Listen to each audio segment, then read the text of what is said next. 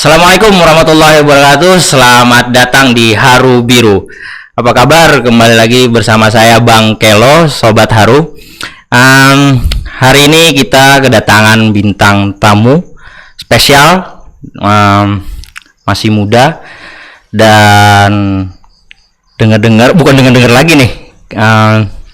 Beliau, aku manggilnya kayak beliau kayak lebih tua banget nih. Baik, saya manggilnya Sobat aja. Dia salah satu kandidat calon ketua PB PMII pusat. Periode tahun mestinya 2020-2022. Tapi kalau kongresnya 2021 mungkin ada perubahan ke 2023. Oke. Nah, ini tadi sudah sampaikan. Nah, kita kenalin dulu namanya sobat kita ini. Muhammad Ramli Jauhari SPD, proses MIKOM atau mudah-mudahan. Oh, amin segeralah. Pasca sarjananya. Oke, siap. Selamat datang di Haru Biru. Terima sobat. kasih Bang Kilo ya. Iya, Bang Kilo. Hadir di bangku ini tuh kayak kemarin mimpi, sekarang kenyataan gini. Memang ada angan-angan ingin kesini nih. Sangat ingin. Karena podcast hari ini kan bagian dari lagi hits gitu ya. Jadi kalau ketemu sama narasumber podcast tuh kayak berasa ketemu artis lah. Baik. Kalau di sini ya kita sama-sama belajar, kita memberikan wawasan buat sobat-sobat yang ada di mudah-mudahan Nusantara lah. Tapi lingkupnya dulu kita di daerah kita dulu pertama nih.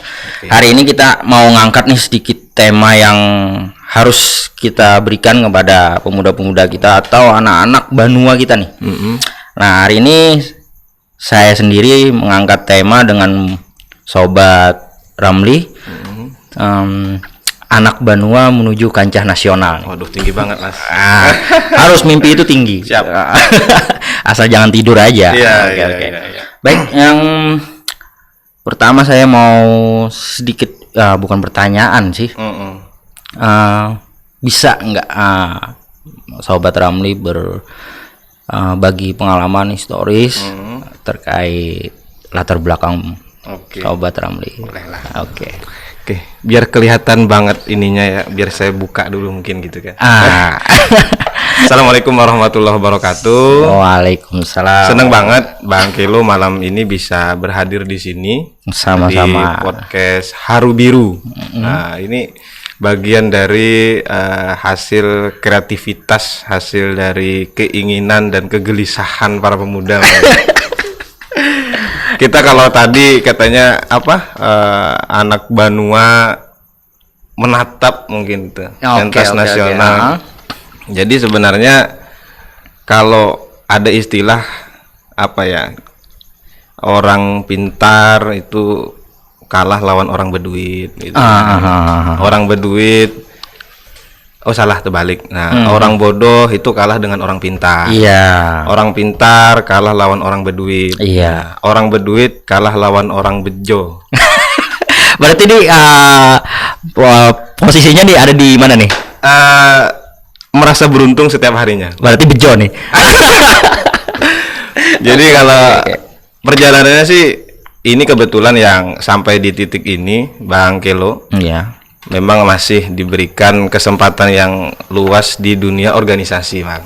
Jadi organisasi hari ini masih punya kesempatan untuk aku bisa upgrade diri di situ. Iya. Tapi berangkatnya kalau kemudian ditanyakan gimana sih prosesnya, sedikit cerita.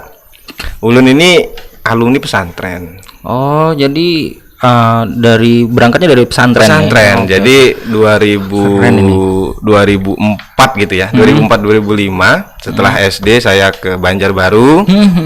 Selama sanawiyah, jenjang sanawiyah, tapi kalau pesantren kan ada tajhiji gitu ya, persiapan.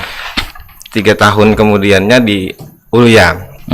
Nah, tapi pesantren Ulun itu masih belum punya sistem organisasi atau tingkatnya OSIS. Jadi kalau hari ini bisa menatap langkah nasional, saya justru mulai organisasi hanya di bangku kuliah, Mas.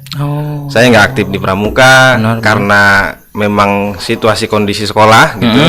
Di pesantren juga OSIS pesantren nggak aktif. Nah, tapi dari kesadaran itu saya bikin akselerasi percepatan bahwa 4 tahun kuliah itu dipadatkan dengan organisasi-organisasi sampai hari ini alhamdulillah. Berarti tadi kan setelah SD beranjak ke pondok pesantren. Saat ini pondok pesantren itu keren banget. Ya. Bagi kita itu pondok pesantren itu lebih keren dengan adanya ketetapan presiden tentang 22 Oktober Hari Santri. Hari Santri. Keberpihakan ke santri itu kayak alhamdulillah diakuin lah. Iya, benar-benar pernah santri lah istilahnya gitu kan. Nah, itu tadi yang dari, berarti aslinya di mana nih? Ulun di Bajuin. Oh, asli putra daerah Tanah Laut nih. Makanya kayak Haru Biru ini benar-benar pulang ke rumah. Oke. Pulang ke rumah di Bajuin. Oh, ini putra daerah bener nih, orang Tanah Laut tapi sudah mempunyai mimpi untuk mengikuti pentas nasional. Wah. Kebetulan. Oh. Bejo ya tadi. Iya. Oke guys, silakan lanjut lagi. Terus selanjutnya ya karena kemudian kita merasa bahwa ada hal yang perlu kita lakukan percepatan ya kita lakukan itu ya, kebetulannya kan yang namanya organisasi pertama kesempatannya ada. Kemauan saya punya gitu. Kemampuan itu hasil dari mengumpulkan puzzle-puzzle inilah bertahap dan akhirnya ya kembali lagi bahwa ternyata langkah ini juga bagian dari kita memang diposisikan di sini dan bisa upgrade sejauh mungkin dan seperti disampaikan tadi, alhamdulillah hari ini jadi salah satu kandidat ketua umum di tingkat nasional PBPMI. Wah, keren banget nih. Kandidat itu pun sudah termasuk pencapaian luar biasa. Luar biasa untuk menjadi kandidat itu luar biasa, apalagi ini kongresnya rencananya di Kalimantan Timur. Oh iya. Kemarin saya ulun kira itu hanya satu-satunya tingkat provinsi Kalimantan Selatan, ternyata setelah ada 17 kandidat, saya perwakilan Pulau Kalimantan. Perwakilan Pulau Kalimantan. Jadi cuma satu dari Kalimantan nih. Satu-satunya dari Pulau Kalimantan. Sekarang kan ada 5 provinsi. Ada Kaltara lagi. Kebangetan kan? Ini kalau enggak ini kan. 5 provinsi jadi tuan rumah tapi nggak ada calon dari Kalimantan. Iya. Jadi Sobat Ramli yang menjadi calon. Wah, alhamdulillah. Semoga-moga mendapatkan apa yang diinginkan lah. Amin. Terima kasih. Doa orang baik itu insya Allah baik. Amin, insya Allah. Baik. Nah, tadi asli dari putra daerah Bajuin. Lahir di Kintab saya, Mas. Lahir Kintab. Waktu di Kintab itu nggak berlangsung lama, orang tua abah pindah ke Bajuin. Jadi di Kintab numpang lahir aja. Di Bajuin tinggal SD di sana. Selanjutnya di Banjarbaru dan Martapura. Hari ini menetap di Martapura. Sekumpul di Sekumpul. Oh, ini. Wah, Sekumpul nih. Mantap. Baik, ini ada juga karena Sobat Ramli sudah berpandangannya jauh nih terhadap ya maksudnya kita harus anak muda itu harus punya potensi yang besar. Sepakat ya kan. Jadi berpandangan itu jangan hanya lingkup di situ aja tapi harus bisa jauh lah seperti itu. Nah, nih pandangannya nih dari Sobat Ramli terhadap pemuda daerah nih. Berdasarkan pengalaman dan apa pemuda daerah saat ini nih apa yang perlu dilakukan nih sekarang nih? Kalau kita itu kan sering dibilang generasi milenial gitu ya. Iya, generasi milenial. Kalau milenial terus keterkaitannya dengan yang lagi hit sekarang juga adalah revolusi industri 4.0 Iya, gitu. Benar sekali. Kalau kita pahami kan kemarin juga hasil dari diskusi bahwa kita itu kan kalau sekarang 4.0 berarti kita telah melalui 4 fase. 1.0, 2.0, 3.0 dan 4.0. Kalau kita hari ini pemuda Banua, apalagi ya nasional lah Indonesia kan negara berkembang, Bang. Iya. Di Jepang justru sudah menatap 5.0. Iya. 5.0 6.0 mungkin. Nah, kita di sini baru apa sih 4.0 itu gitu kan? Yang 1, 2, 3. Iya. Kalau ditarik ke belakang sih sederhananya itu yang saya juga bagian dari literasi, saya dapat itu 1.0 itu di tahun atau awal abad 18. 2.0 awal abad 19, kemudian 3.0 di abad awal 20. Nah, awal abad 2021 dan today hari ini itu 4.0. Artinya kalau 4.0 itu sebenarnya kita sudah bisa memanfaatkan media digital itu menjadi sumber penghasilan. Kalau hari ini baru kita menganggap bahwa solusi dari permasalahan kita yang konvensional itu adalah 3.0 sebenarnya. Nah, hari ini 4.0 harusnya sudah digitalisasi itu menjadi sumber penghasilan. Makanya ada Gojek, ada GoFood ini segala macam. Kita juga harus bisa ke sana. Pemuda Banua ya. Nah, itu yang kemudian yang kedua, Pemuda Banua juga jangan merasa bahwa kembali ke IPP gitu, Indeks Pembangunan Pemuda. Sebenarnya juga Kalimantan Selatan dengan potensi sumber daya manusianya yang bisa kita upgrade juga sama kok kita. Iya, setara dengan daerah yang lain. Setara dengan daerah-daerah lain, apalagi dengan perubahan rencana IKN ada di Kalimantan Timur kan. Kita sering disebut sebagai gerbang ibu kota. Ya harus benar-benar lah. Orang yang berada di pintu gerbang kan orang yang bisa memahami bagaimana isi dalam gitu. Iya, benar sekali. Kalau kita merasa pintu gerbang tapi di dalam nggak tahu nih gerbang penumpang nih kan. Nah, itu. Sekali lagi nih kita perlu tekankan juga nih buat ini ada sedikit pemahaman juga dari kita nih. Jangan sampai kita jadi pemuda Banua, anak Banua ini jadi penonton. Asli. Iya. Nah, gimana lagi nih Bang kelanjutannya nih? Selanjutnya sih kalau ulun rasa yang penting pemuda hari ini harus punya prinsip lah Bang. Iya, apapun lah, apalagi dunia organisasi. Harus punya prinsip, harus punya sikap, dan jangan berhenti jadi orang baik. Kalau saya 3. Tegas berprinsip, sikap juga harus kita tunjukkan kita itu secara pribadi kembali. Dan jangan berhenti jadi orang baik. Memang jadi orang baik ini dinikmatin gitu. Benar-benar. Apalagi godaan di organisasi kalau mau cepat dengan cara-cara yang dibenarkan, bukan cara-cara benar gitu. Gimana nih maksudnya jadi cepat naik? Iya, maksudnya cara-cara yang tidak benar itu gimana nih? Enggak, cara-cara yang kemudian kita membenarkan cara itu adalah yang harus ditempuh gitu. Oh, berarti dinamika organisasi itu ada sedikit politik?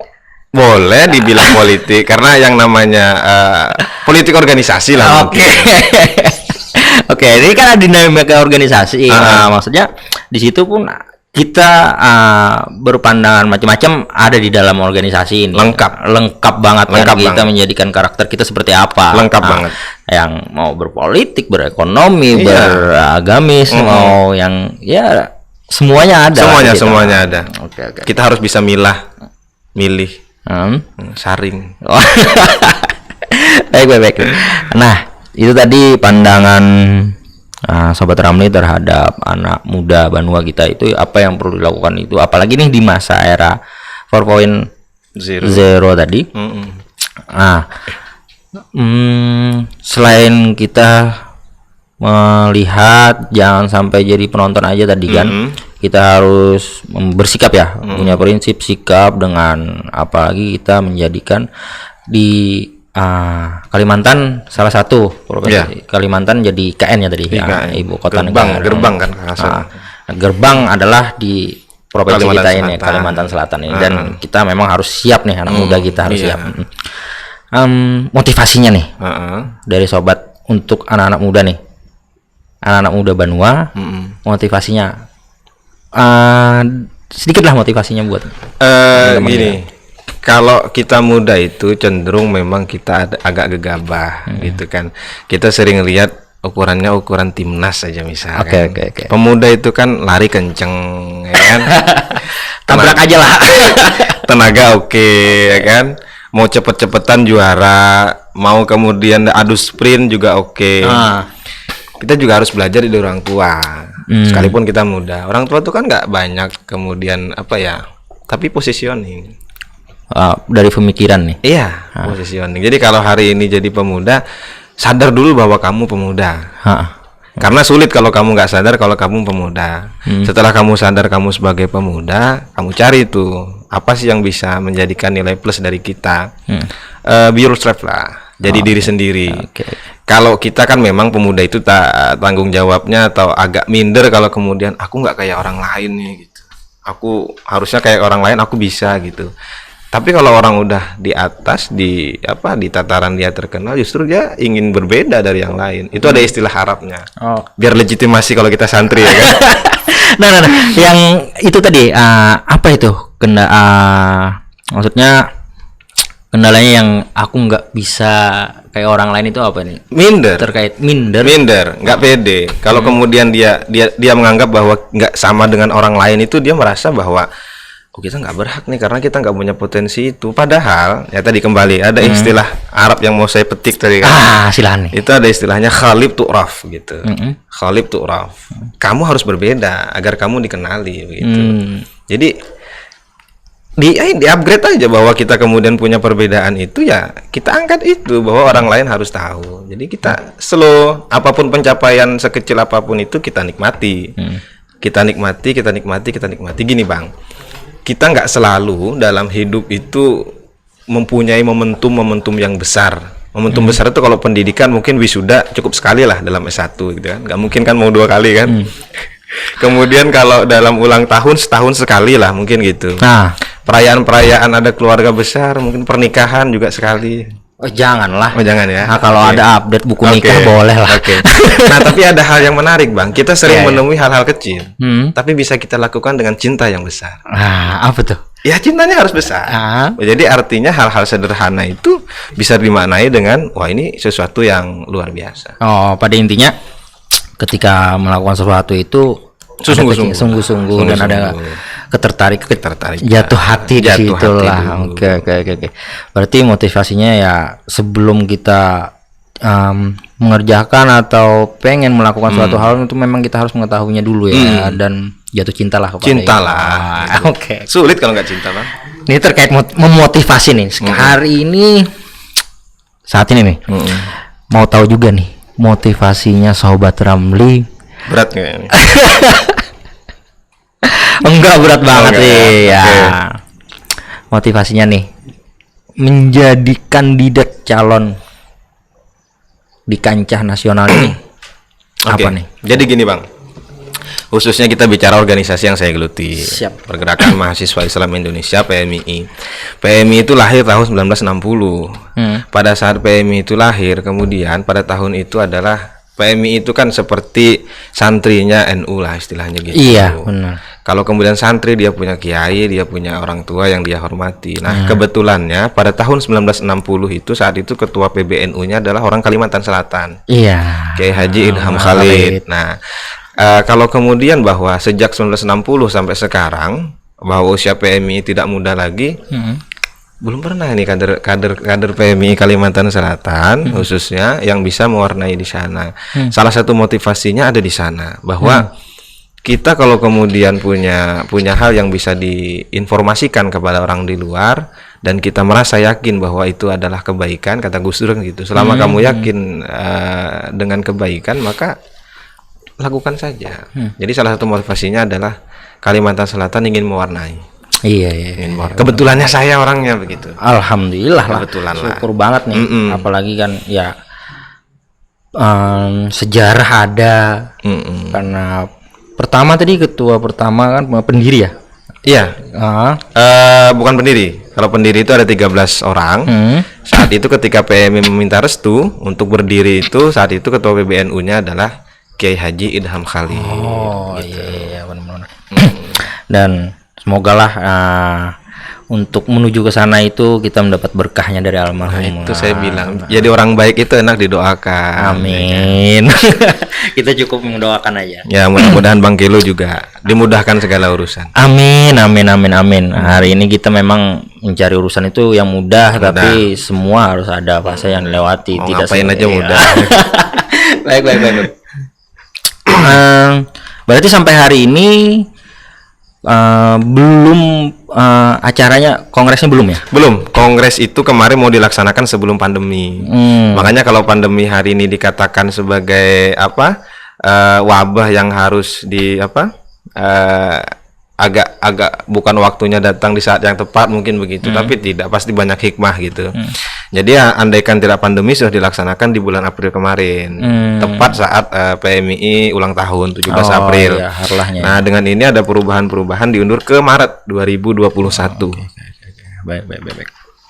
Nah, tadi motivasinya karena sudah dijelaskan juga memotivasi pemuda-pemuda Banua. Nah, kita juga mau sedikit menanya nantinya kalau memang Amin terpilih. Amin. Apa yang mau dibuat oleh Sobat Ramli, terutama di Banua dulu? Realistis sih Bang. Ya. Dalam arti realistis begini. Dari seluruh kandidat itu saya berangkat dari Banua. Kalau kemudian kandidat-kandidat yang lain itu mereka adalah pengurus satu periode di PBPMI hari ini, saya adalah berangkat dari saya pernah jadi ketua tingkat provinsi. Belum pernah saya ada di satu periodisasi di PBPMI. Belum masuk di pengurusan. Belum masuk di pengurusan. Berarti murni dari bawah. Ya begitu. Wah, keren ini. Ya, jadi kalau kemudian Nggak takut bersaing nih. Insya Allah ya kan, Insya Allah. Ya, ada berapa calon tadi? 17 dari berapa provinsi itu? 34 provinsi. Yang 17 orang itu tadi. Kalau itu ada Pulau Sumatera, ada 4 sampai 5 orang, Pulau Jawa paling banyak, Sulawesi, Kalimantan cuma satu nih. Satu. Keren. Oke, silakan lanjut apa tadi? Realistis, dalam arti realistis itu begini. Yang penting kita optimis Bang. Karena yang namanya organisasi kuncinya bagi saya cuma 3. Iya. Komunikasi, koordinasi, dan silaturahmi. Komunikasi bagus, koordinasinya cakep, nggak silaturahmi sama senior kan? Ya. Gitu. Salam hormat senior. Siap. Kemudian yang kedua adalah saya termotivasi bahwa Kalimantan Selatan itu ada 13 kabupaten kota. Iya. Ketika saya terpilih di tahun 2017, kebetulannya setelah ditelisik saya termuda se-Indonesia, ketua PKC saat itu. Umur berapa kemarin itu? 22 tahun 10 bulan. Wah, lengkap banget, 22 tahun 10 bulan. 10 bulan. saya 4 Maret lahir, saya terpilih 4 Januari gitu. Tapi tanpa dukungan senior PMII. Jadi kalau pernah saya bikin inilah, ada gium lah gitu kan. Kalau hadis kudusi begitu kan. Wah, berasa jadi santri nih kita. Ya.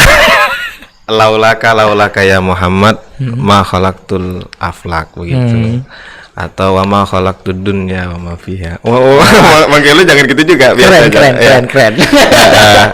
Laulaka, jika bukan karena dirimu wahai Muhammad, kata Allah Subhanahu wa taala, kan aku tidak akan ciptakan dunia dan seisinya.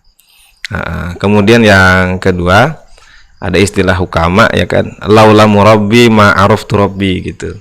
Kalau bukan tanpa pembimbingku rohani, aku tidak kenal dengan Tuhanku, katanya gitu kan. Saya punya sendiri. Apa nih? Laulakum ya senior wa alumni. Ma'arafna PMII. Ya. Bagus itu memotivasi diri itu. Jadi jikalau tanpa kalian mapaba, PKD, pelatihan sebagainya, ada formal, non formal, informal, kita nggak akan kenal dengan PMI ini. Nah, jadi kalau saya terpilih kembali ke sana, lebih kepada bersyukur. Kebersyukuran saya adalah bahwa nikmat yang saya alami ber-PMI hari ini harus dirasakan ke seluruh cabang yang ada di Indonesia. Wah, itu aja. Berangkat dari Banua, tapi impiannya besar banget nih. Mudah-mudahan nggak ketinggian ya. Tidak, maksudnya kita punya mimpi, orang kadang mau melihatnya. Wah, itu akan berketinggian.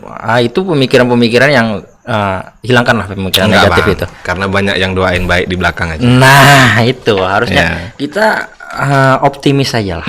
Optimis saja. Kita senang nih melihat dengan semangat, potensi yang sudah dimiliki oleh Sobat Ramli, dan satu tadi kita apresiasi tadi ya semangatnya tadi berjuang. Karena kita sadar Bang, ya kita bukan bin siapa-siapa gitu. Tapi ada bin bejo tadi. Bin bejo ya. Bin bejo banget nih. Jadi untuk peluang kita kemudian punya garis coretan bahwa orang-orang masa depan itu harus tahu bahwa kita pernah hidup di masa lalu, mungkin begitu. Artinya kita berbuat hari ini. Jadi ketika kita di depan adalah nantinya kita orang-orang masa lalu, supaya kenal kan kita harus punya legacy, punya peninggalan, punya karya. Kalau kita hari ini rebahan-rebahan aja, mana tahu orang bahwa kita pernah hidup di masa sekarang kan. Wah, keren banget nih pesannya yang perlu kita catat juga nih kayaknya nih. Jadi quotes yang indah nih. Waduh. Tapi ini tadi bukan bin siapa-siapa. Ya. Kalau sorry nih, ayah ibu berlatar belakang Ada ayah ibu organisalis juga. Beliau itu kalau ayah sih beliau juga suka organisasi. Tapi suka organisasi dalam tataran kemudian beliau eksistensi saja. Kalau kemudian ya alhamdulillahnya sampai sekarang jadi petani yang baik saja beliau. Petani yang baik, saya banyak belajar tentang bagaimana sih bercocok tanam, mencari sumber yang dari asalnya benar-benar gitu. Terus ibu juga seorang ibu rumah tangga. Saya juga akhirnya mudah-mudahan saya bisa memberikan hal yang baik lah ke depan gitu. Tapi sekali lagi itu poin kita.